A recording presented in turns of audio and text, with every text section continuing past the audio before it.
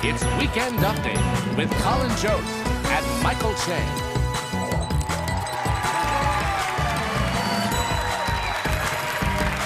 Good evening, everyone. Welcome to Weekend Update. I'm Michael Che.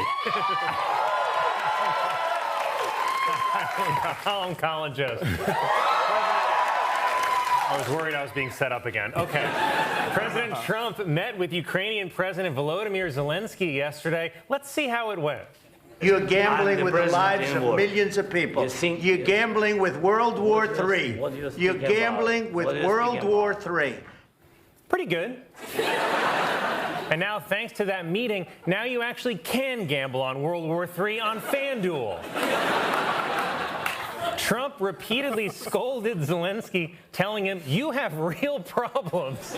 Yeah, man, he's in a war. No one's asking to borrow missiles so they can take the party to the next level. Zelensky was asked to leave the White House. Then he appeared on Fox News and said he thinks he can still salvage his relationship with President Trump, which is like Justin Baldoni saying, "I'd love to work with Blake again." President Trump posted an AI-generated video featuring a transformed Gaza with a Trump hotel, bearded belly dancers, and Benjamin Netanyahu lounging on a beach. The video was titled ISIS Recruitment Ad. Attorney General Pam Bondi sent a letter to FBI Director Kash Patel saying that she learned from a source that the New York FBI office has thousands of Epstein files that it still hasn't released. Kash Patel is currently looking for those files in 2 different directions. Elon Musk, seen here letting ketamine take the wheel, sent an email to federal employees telling them to list 5 things they did last week or they would be fired, which was easier for Elon to do because all 5 of his were "got a lady pregnant."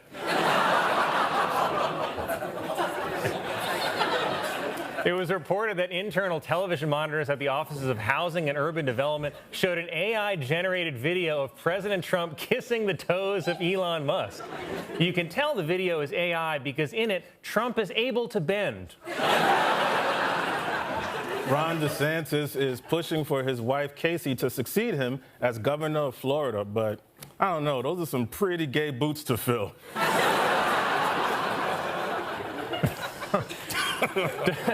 Dozens of dead birds believed to have died from avian flu have washed up on a Long Island beach. But don't worry, RFK is almost done eating them. Former New York Governor Andrew Cuomo has decided to run for mayor of New York City. Cuomo plans to use his old campaign slogan of "honka honka."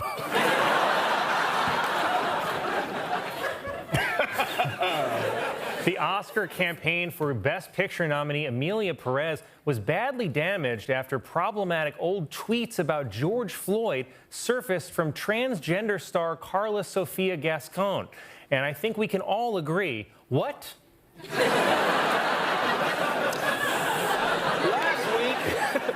Last week, a U.S. appeals court blocked a Biden-era student debt relief plan, which means the only way for young people to pay off their student loans is by dating Bill Belichick.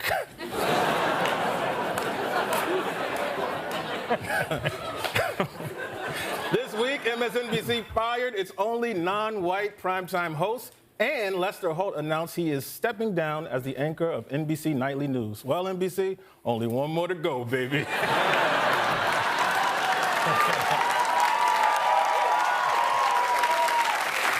You guys rooting for me to leave?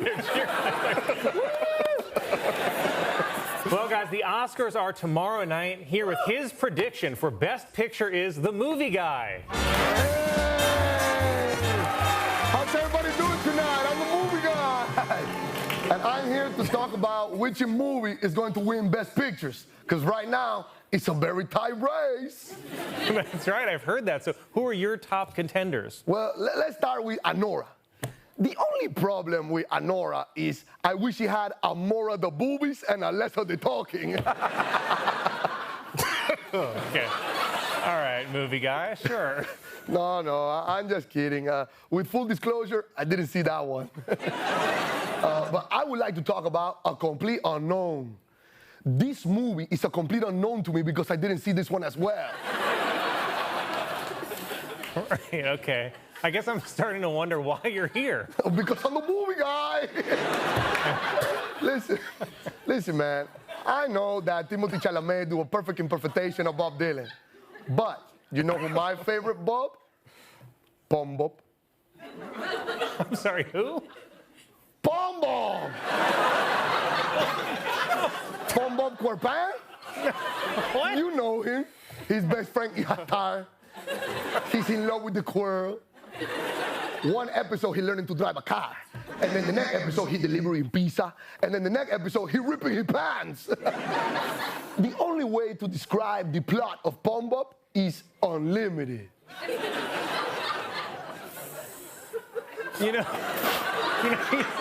You call yourself the movie guy, but it seems like you're more interested in talking about SpongeBob. You're right. You're right, man. Let's talk about movies, okay? Okay. Let's talk about Conclave. Yeah. Yeah. This movie has to be about the Pope, right? Yeah, yes, it's about the Pope. Yes, it's about the Pope. That's what I said.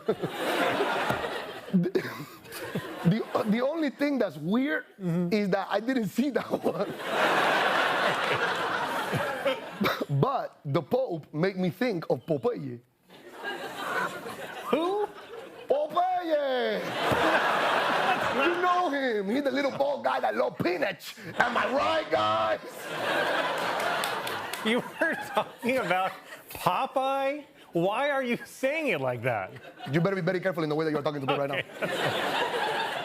Anyways, we gotta talk about I'm Still Here. Oh. Yeah, this movie is about a guy, and everybody is saying, did he leave? No, he had not left quite yet. He's still here.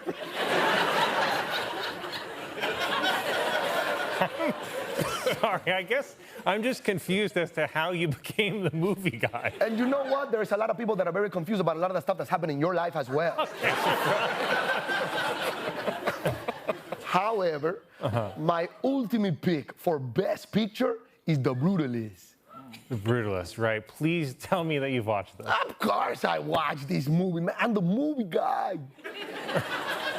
This movie is about an architect. That's actually right, yes. Yeah, and he escaped a concentration camp, and then he wanted to build something. And you know what he built? A pineapple under the sea for Pom Bob. Am I right, guys? The movie guy, everyone. It could be wicked. It could be wicked. I don't know. I'm the movie guy.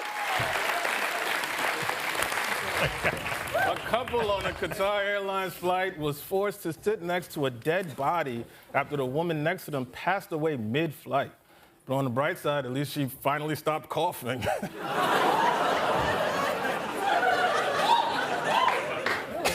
Someone up there really liked it.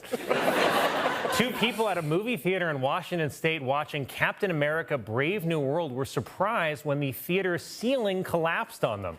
Surprised, but grateful.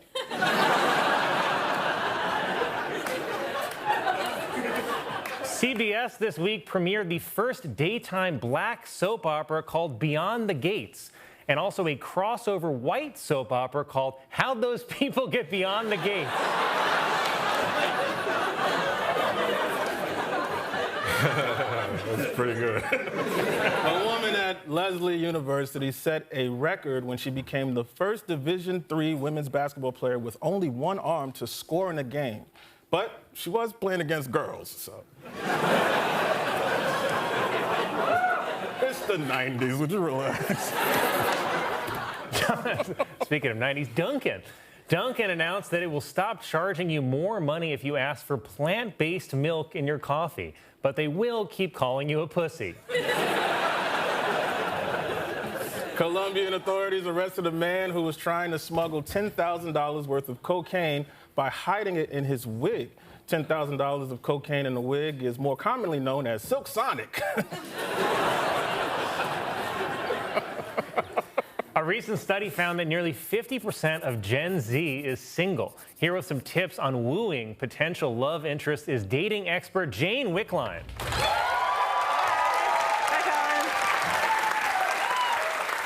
Hi, Jane. Thanks for being here. So you have some dating advice for us? I do, yeah. So if you want someone to fall for you, I've found the best thing to do is sing them a very romantic song. That sounds great. So if anyone here is trying to romance a beautiful woman, feel free to use this. This is called I Choose You. Girl, I would lay my life down for you. I would lay down on the train tracks for you. I would let a train remain on a collision course with 5 people.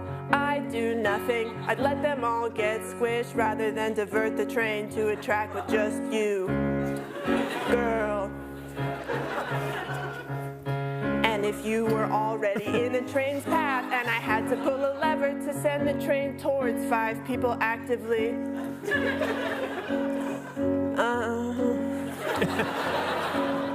I have no idea. That's an impossible question, girl. But I can promise you this. Either way, I'd be so racked with guilt, I would kill myself within a year. Which is kind of like dying for you. Thank you. Okay, yes, that kind of just sounds like the trolley problem. It's pretty romantic, right? No, it's actually more of like a disturbing moral dilemma. I feel like the song shouldn't be about trains. Right. Maybe I could pull the lever halfway so the wheels would get jammed and would slow the train down and giving me a window to lie down next to you, girl. Is that... Lie down next to her? Why wouldn't you just untie her? Well, there wouldn't be time. The trolley's coming.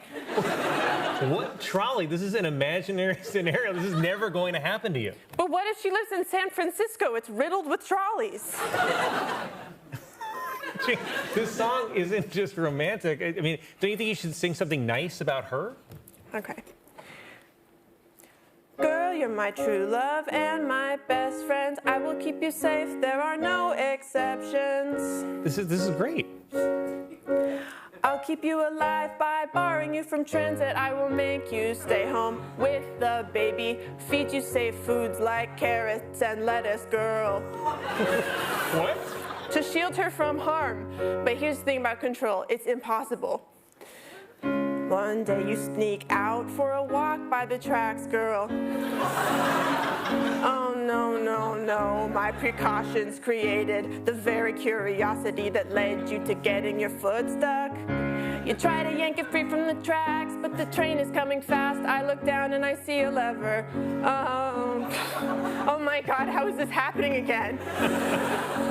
And who are the 5 people on the other track, Colin? Tell me that. Are they good? I have no idea. No one is asking you to solve the trolley problem. Do I save the 5? I take too long to decide, and the train flattens you like a pancake, girl. Squish, squish. Or you could just, like, get her a bracelet. Dating expert Jane Wickline, everyone. Reconducting